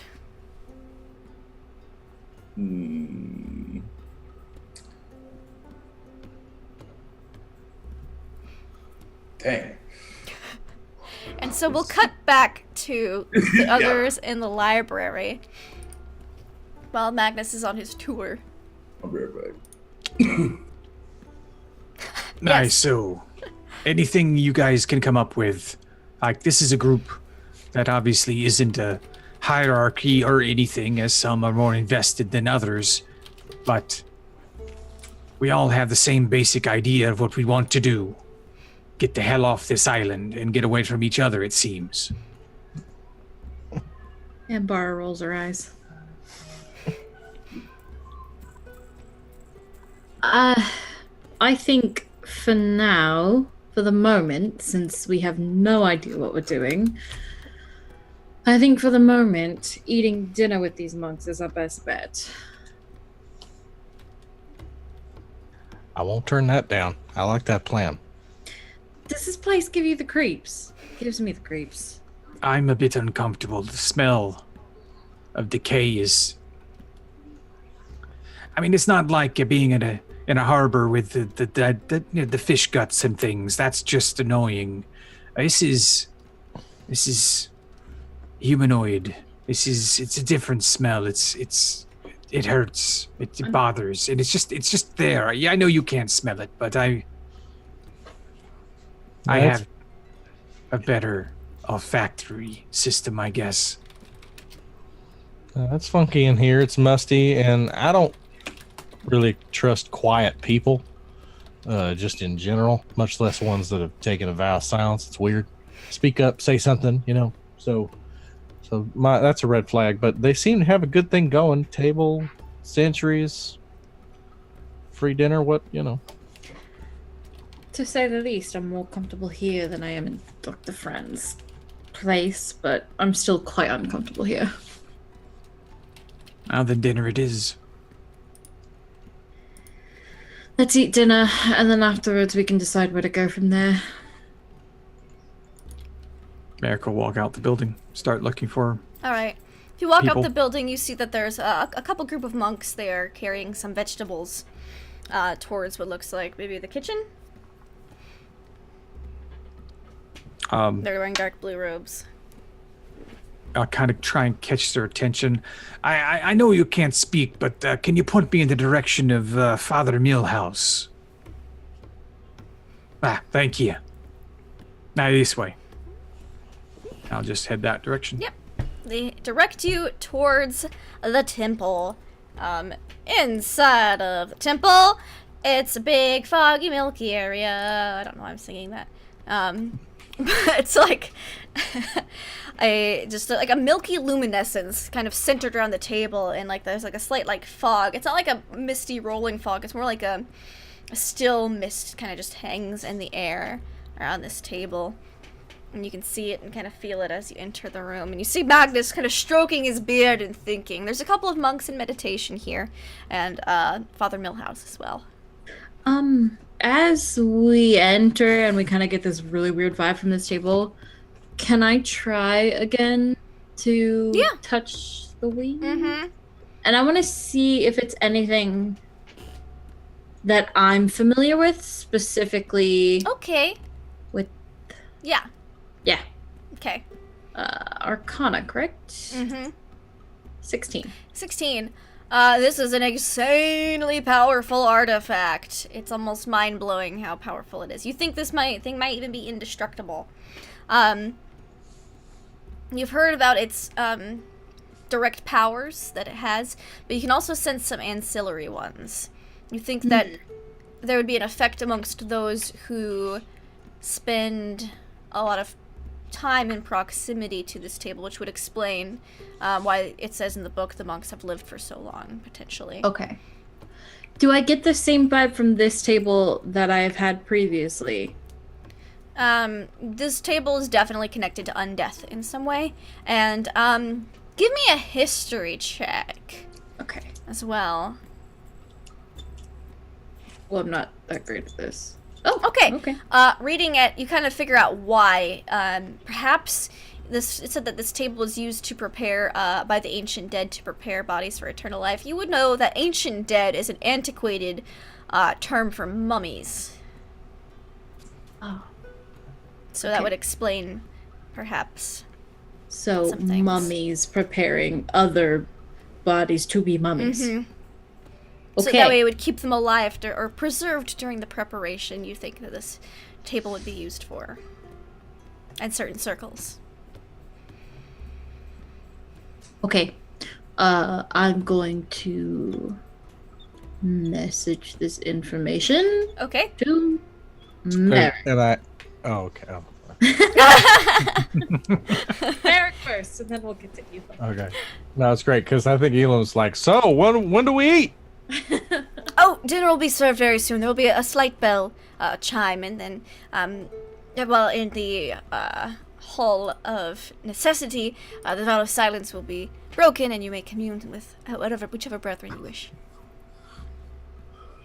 Afraid we don't have much food right now, but I hope salted fish and vegetables are acceptable.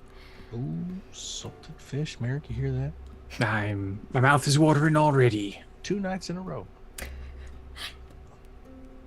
Aye. Good shit. So, our Lordship Magnus, sir. I don't see you carrying the table out yet, so have you changed your mind? No, what? Oh, yes, we're in a predicament here. Why is that? Because I believe the table has turned these poor monks into let's see, puppets of evil. Oh, don't say puppets. More puppets?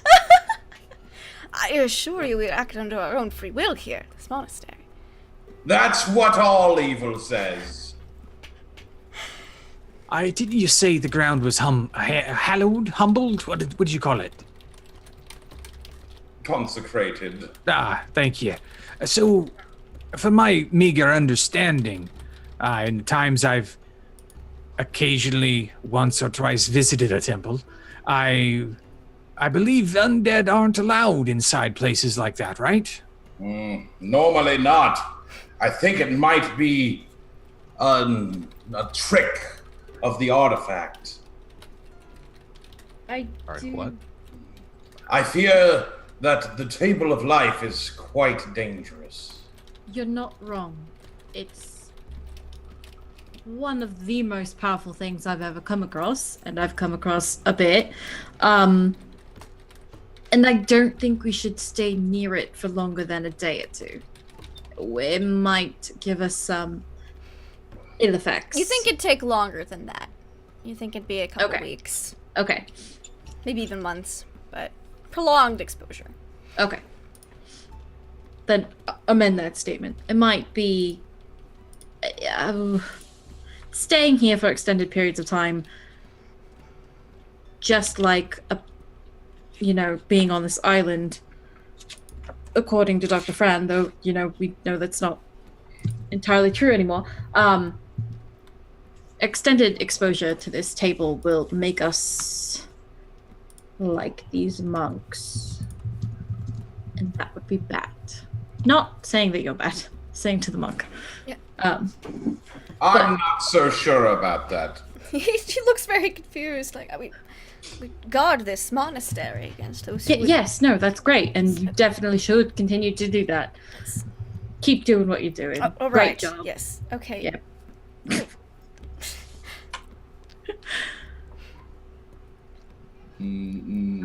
So, dinner. Salted fish, right? Yeah, you hear a faint ting-a-ling-a-ling-a-ling, like of wind chimes. 'Cause that's what wind Excellent. chimes Let's just go and have some dinner. We'll break bread.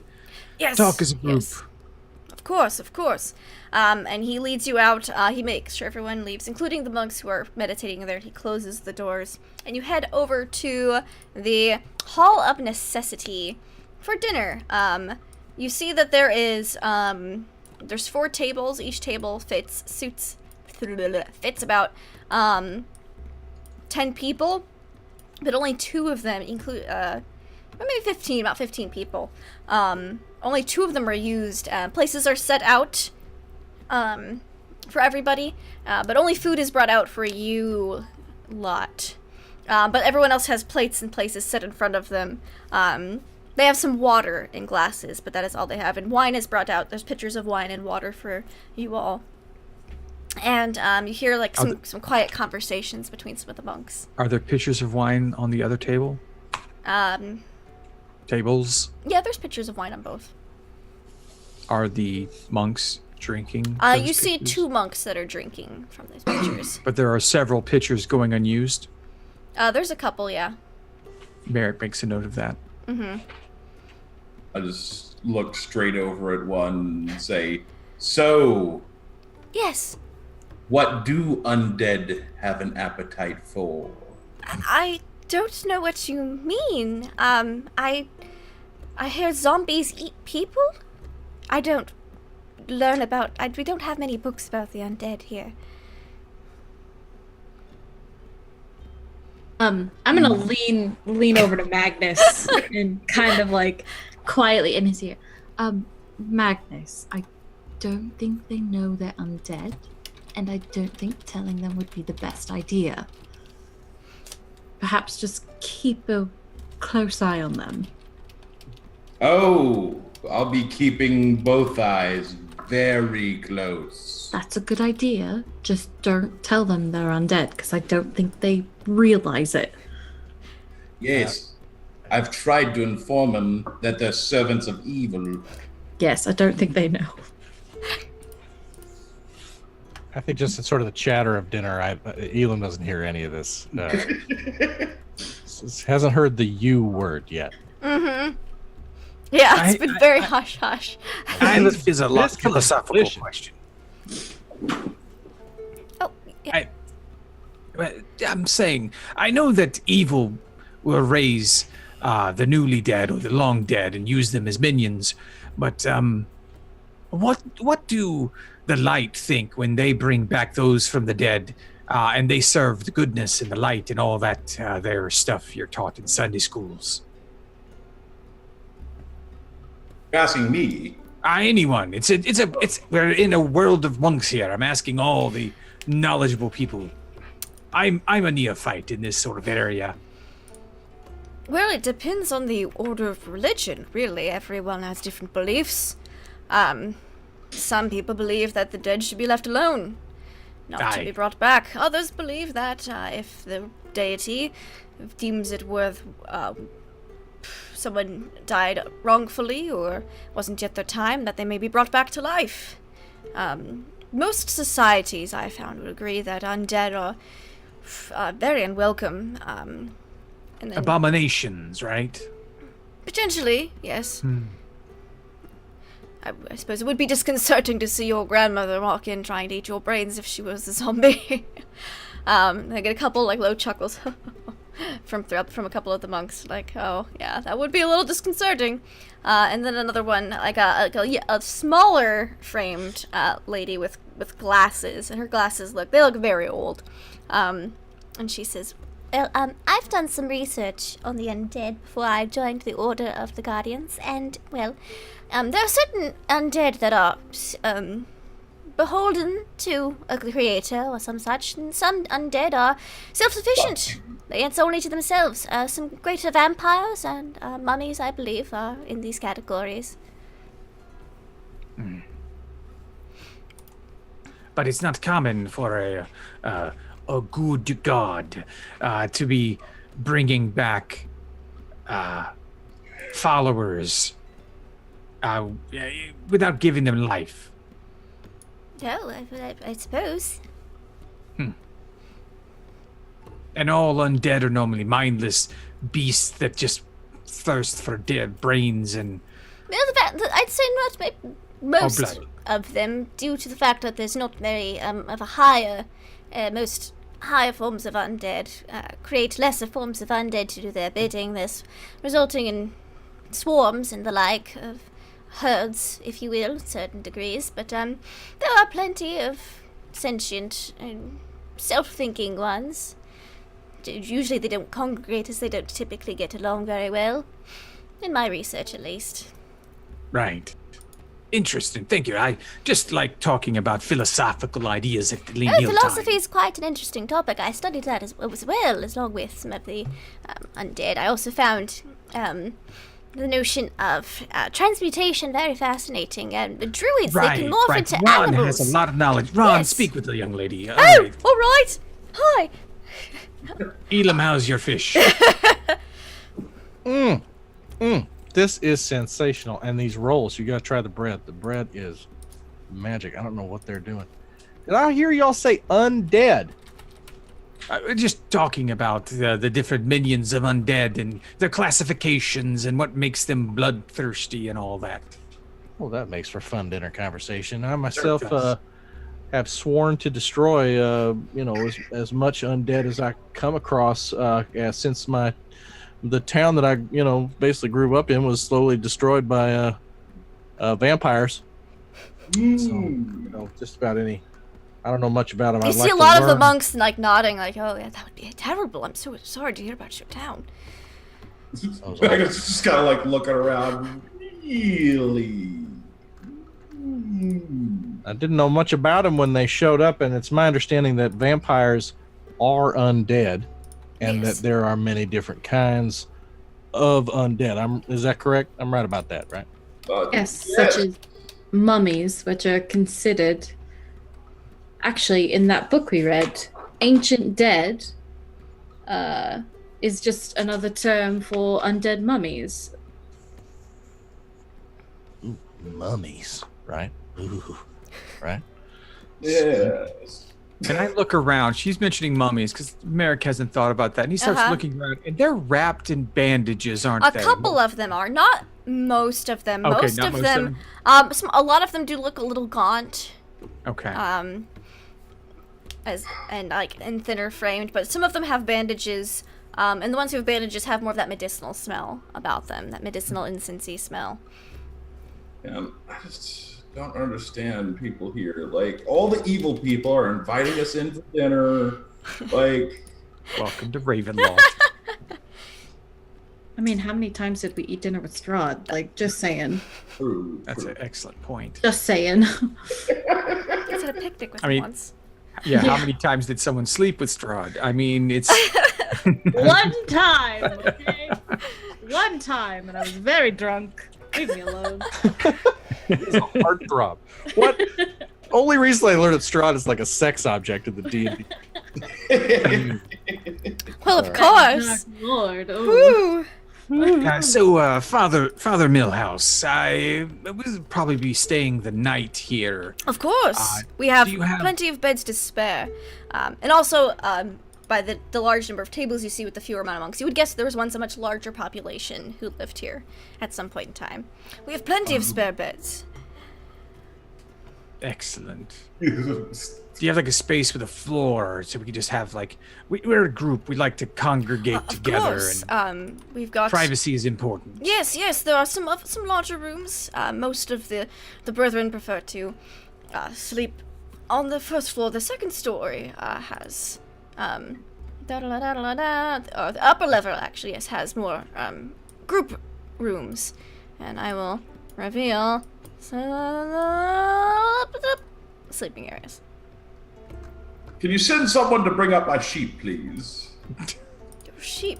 We did notice that there were some sheep down there. You see, like, the young lady you were talking to, Magnus, goes, "Oh, I could fetch them. Wouldn't take very long in the I just need someone to operate the basket." And two monks kind of nod. And before too much longer, you hear the tinkle of chimes again, and they go, oh, and all of them kind of stop talking, and they kind of give little bows, and then they head out to do the rest of their evening chores. A pleasure speaking with all of you. Father Miller says, "Well, they are permitted to speak again at breakfast, since you have decided to stay the night. Some of them will be making up quarters for you all immediately." Yes, so kind. It's not too long before some of them lead you to a room. Let's go with 6. I'm looking at 6, A, B, C, or D. La la la la la la. Scroll. Big room for all you guys to stay in the same area. 6D or 6C, it looks like on the map. Yeah, that's what it looks like. Here we go.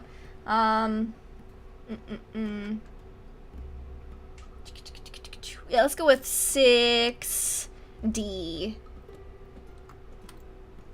Yep. When we 6D. walk into 6D, is there any, like the door at the end of the hallway, is there any indication of what's behind that door? Is there a sign or markings or? No, It's just a closed door it's at the just a end of the hall. closed door. Okay. So Most of these areas have curtains closing them. So if we like look towards the horizon, all we see is fog.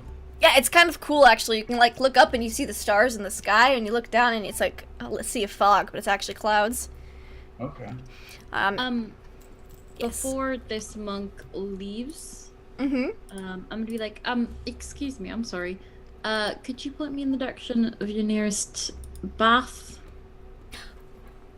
They point to down near the hall. We'll go 6C. That is basically a room to clean oneself up. Okay. Cool. Thank you. And so they leave you alone. They're like, if you wish to join evening meditation, it will be done in the temple, but that everyone will be retiring for the night, and the doors to the temple will be kept open for those who wish to perform nighttime meditations as well. Thank you. So they meditate with the table, right? They That's what I'm meditate. listening- Yeah, they generally meditate on how to keep the table hidden and secret, and think of ways to potentially destroy it and keep it safe. Okay. So soon as he's out of the way, close the door. We need to stay the hell away from that damn table. I thought you wanted the table, sir. That table is awful. It is immensely powerful, and I don't think it's destructible. Have they tried to destroy it? The monk said, yeah, frequently, and they've tried lots of things. No, wait, I'm sorry, I wasn't part of that conversation. I lied. I don't know that. He's like, probably, I guess, maybe. I guess maybe, sure. They have tried many things, I say. Like what? I'll go through a list. Yeah, you got the full list. Like, he had to actually dig up a ledger. But we tried this about 30 years ago. And we tried this just last week. And So what I'm hearing is they have adamantine and mithril and things of that nature here on the premises. That is Apparently. a good observation.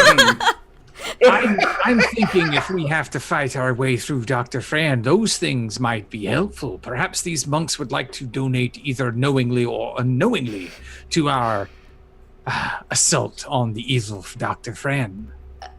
Do we really want to steal from undead monks who don't know they're undead?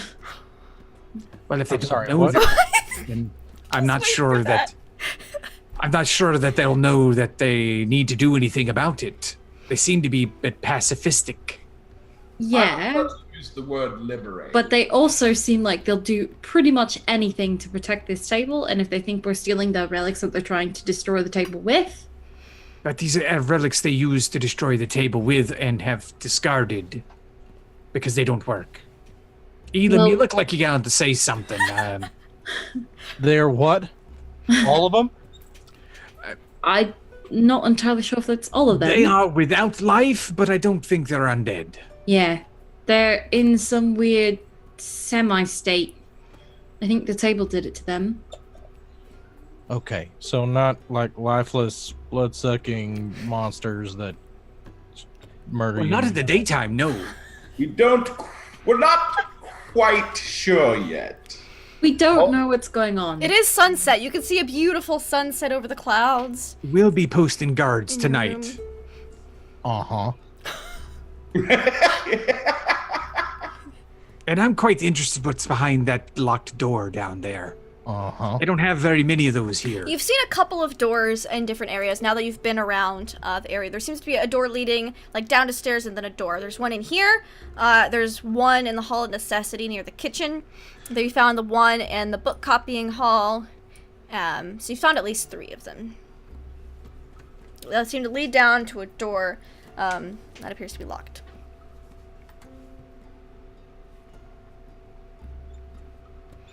You look uncomfortable. I'm a little uncomfortable. I have, had a bad experience with the undead, and but they were vampires, and I've heard about zombies. Where I'm from, zombie is a euphemism for bad weed, but I've heard about shambling hordes of corpses. When there's no more room in hell, they can handle that. So I've heard about that, but I'm fine with anybody who feeds me dinner and just kind of hangs out.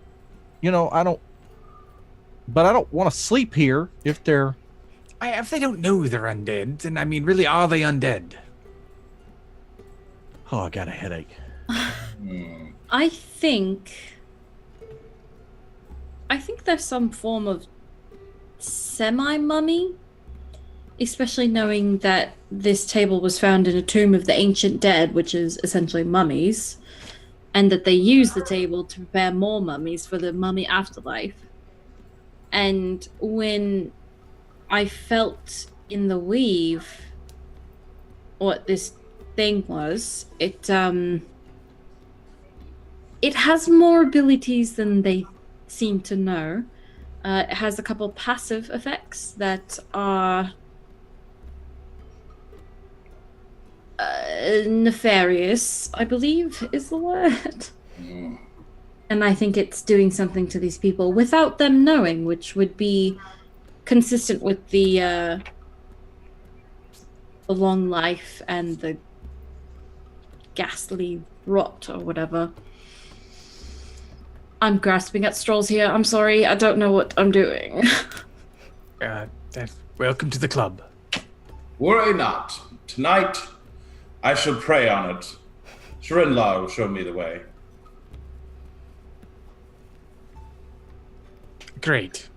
Roll me a D100, Magnus, if you're not sure more about this. Let's just see. All right. You do that. Oh, that's a D1. Or that would be I walk over to Elam, hand him one of the bottles. I hand him another bottle that I filled with some of the wine for the table that no one was drinking. Yeah. Yeah, my man. There you go. You look like you need this, my friend. Boy, I'll tell you what. Calling my name. Y'all are freaking me out right now. It's only because I trust each of you with my life at this point that I'm not considering other options.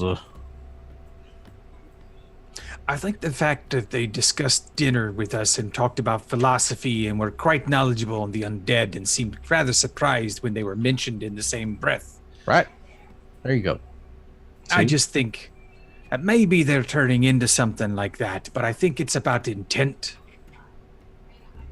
I think that might be the most important thing there. If they just become what they become, but it was through their good intentions and their own personalities keep them grounded. I think they'll watch this thing forever. Exactly. That's what I was thinking, is that they'll basically just sit here, humming over it, doing whatever they do. And you're on to something that if we tell them we're going to go kick Dr. Fran's ass, they may load us up with more powerful artifacts to, Or maybe something useful. I don't know. Yeah. We can always ask in the morning. I'm not sure if we should use the weapons of evil. I think the only evil thing here is that table that we've seen so far. Do I still feel its presence? No, you don't feel it as soon as you exit the temple area. All right. You think you think it's probably warded. Now the question here is, does everybody stay in their room for the whole night?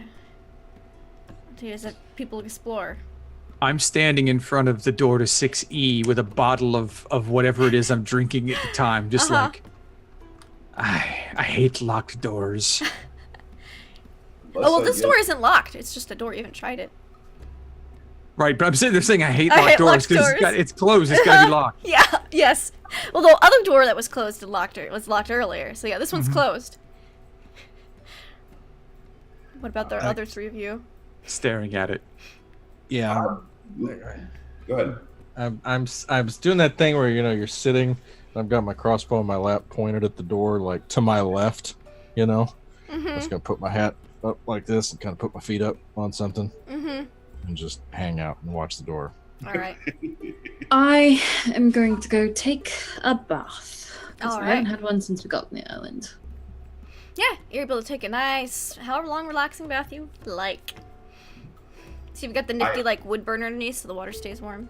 It's like a stone tub. Yeah. Sweet. But Magnus. Yes. I intend to stay asleep, but I go sleepwalking to the kitchen. Oh, okay.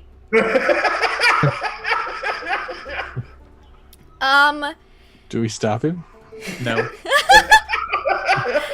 So give me a history check, Magnus, to see if your sleepwalking self can recall where the kitchen is. All right. Let's see. Uh-oh. So Off the mountain. you walk down, and you see, you're like, stairs. Yeah, that's gotta be where the kitchen is. I had to go up some stairs, but you don't realize that you're going down the stairs towards one of those ended locked up and on the closed stairs. doors you've seen. But however, it's not locked anymore. You just open it and walk in underneath into the catacombs Oh, good. of the Or the Monastery undead of underneath were. lost souls. Okay. That's And good. that is where we're gonna end our session for tonight. Oops. Oops, it happens. So, thank you so much, everybody, for playing and watching. We're gonna go around and say what our favorite moment was, who we are, and where we can find you online. Unfortunately, our good friend Ron, Mr. Ron Wesley, could not be here this week as he had some last-minute work stuff come up, and he had to do that as it is important. So he'll be back next week, I'm sure, with plenty of shenanigans for Ron to get into. So we're gonna go down from Ron to Magnus. Yeah, D20 coup de grace. I think my favorite was when you first started describing the table. It gave me the freaking chills. And then, yeah, oops. Oops. It's okay. Yeah. That should teach me a lesson for just giving the DM control of where my character goes. I'm gonna sleepwalk to the kitchen. Alright, sure. You can muscle memory that in a place you've only been for like 6 hours. Sure. It's great. I can't wait. It's gonna be awesome. I can't wait to see what happens next week with that. Ambara. Hi, hello. I'm at Nuggetosaurus on Twitch, Twitter, Instagram. I'm here on Tuesdays, and then Wednesday through Sunday I'm on my own channel doing variety streaming. I'd have to say my favorite part was one, the snide remarks that Merrick keeps throwing at Ambara. I see you. And Elam's reaction to what, undead? Wait, what? Wait, what did you just say? Awesome. Yes, for sure. Lots of great character development of things kind of coming out. So, Mr. Elam Dewood Jr. himself. I think it's a deal of somebody who, like, this is as close to a vacation as he's ever been on. And so, like, he's kind of enjoying himself, but he's surrounded by danger and just heard the word undead, but he's not allowed to go into full freak out mode because you guys aren't freaking out. So he's trying not to be, like, hopelessly naive. And I've been giving this guy a lot of thought because I like the position that he's in, and he's trying hard to enjoy himself. And I'm enjoying that here in the twilight before all hell presumably breaks loose. And my name is Travis Bowles. I am now going to go finish the new episode of WebDM, which is coming out tomorrow on Ravnica. And we're going to talk about it. And I'm very glad to be here with Lindy and her wonderful menagerie of kookaburras. Y'all need to take the pizza off the ceiling. You're having too much fun, you maniacs. You knuckle knobs, get back to work. Yes, thank you, Lindy, and see you next week. Excellent. And last but most certainly not least, Merrick Tenpenny. Hi, I'm at Deception Check. I basically am here. That's it. Maybe some new stuff in the future. Some new stuff very soon in Very the future involving a different system on a different channel. Yeah, on a different channel, and on a Monday nights on this channel possibly. We're still working things out there. There's lots of stuff coming, but right now, just here. That's where I'm at. I had fun giving Ambara a hard time constantly. Love Becky, but Ambara, like after trying to save Ambara's life, she kind of stabbed me in the back, and I'm gonna not let that drop until we have it. We have it out, and then it'll be fine. But right now, we gotta go. Button heads. So and yeah, Elam finding out about the undead was just. I mean, I could say everything that Magnus does is a favorite, but Sure, every time. The whole time, so yes. I just have to say Magnus and the fun things I saw. So yeah, that's good stuff. This has been fun, so thank you. Awesome. And of course, I'm Love Lindy. This is my channel right here. I've got some super cool announcements coming up soon, but they're not quite set in stone on dates yet, so I can't say anything. But we're going to have another episode from Teenagers from Outer Space this month, and mini campaign coming up in the month of February. I can't announce it quite yet as we don't have a time slot, but it's gonna be super cool. So definitely keep your eyes peeled for that news. I play in a bunch of stuff. You should follow me on Twitter at LaughLoveLindy to see what I'm doing when. It's a lot of Call of Cthulhu, more D&D, other systems, shenanigans, lots of spooky stuff, because I can't handle horror, but I love the spook. But we're going to go raid Scroticus, as he is currently playing Curse of Strahd, and what's better transition from Ravenloft than to more Ravenloft? So, thank you guys so much for checking out and watching, whether it be on Twitch or YouTube. You guys are amazing, and we hope you have a fantastically less spooky week than these poor adventurers have.